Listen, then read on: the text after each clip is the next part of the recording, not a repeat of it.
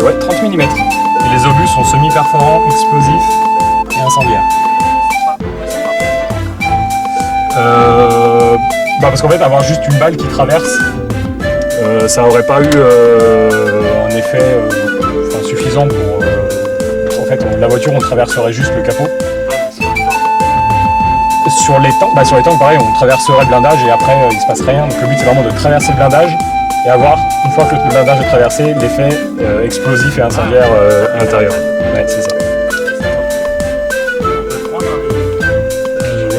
Si vous prenez la caméra,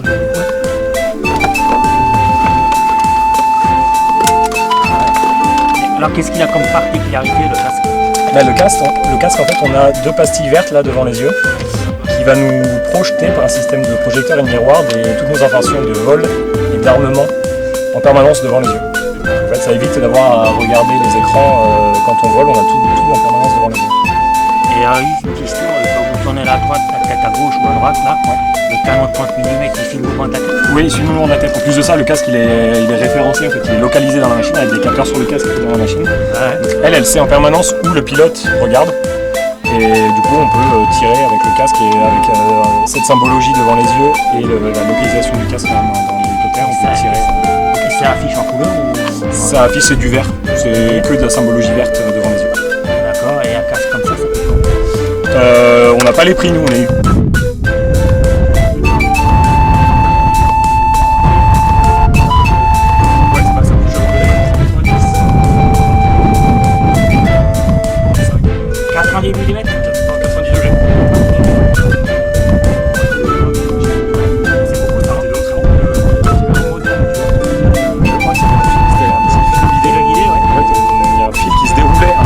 après l'avoir lancé, et c'est le pilote qui se chargeait de guider son missile.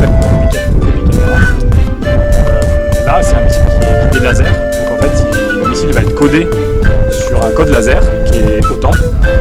De même manière, le désignateur laser qui est embarqué dans le Tigre va être codé avec le même code.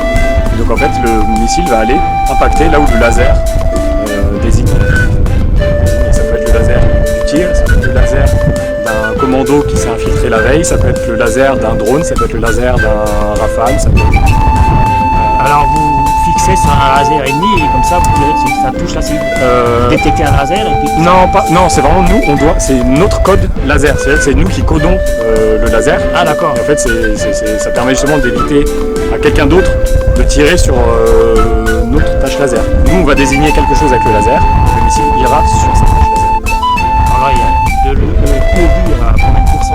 100%. 100%? Ah oui, c'est précision, c'est électrique.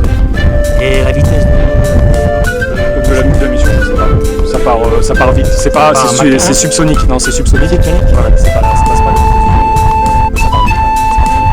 Et puis, ça transperce combien là? Alors là, on va jouer sur deux types de missiles.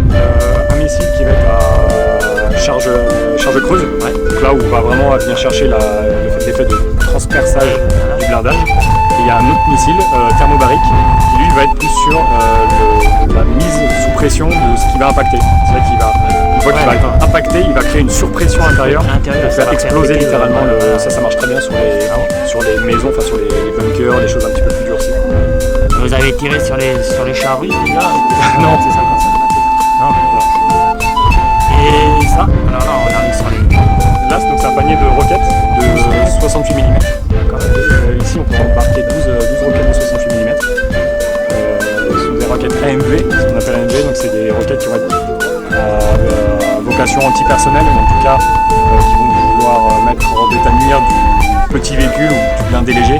Parce qu'en fait, elle ne va pas venir exploser à l'impact du sol ou de la cible, elle va exploser quelques dizaines, quelques centaines de mètres avant la cible, et elle va libérer une multitude d'arts en tungstène qui vont cribler toute la zone. Le but c'est vraiment de saturer toute une zone avec plusieurs d'arts en tungstène.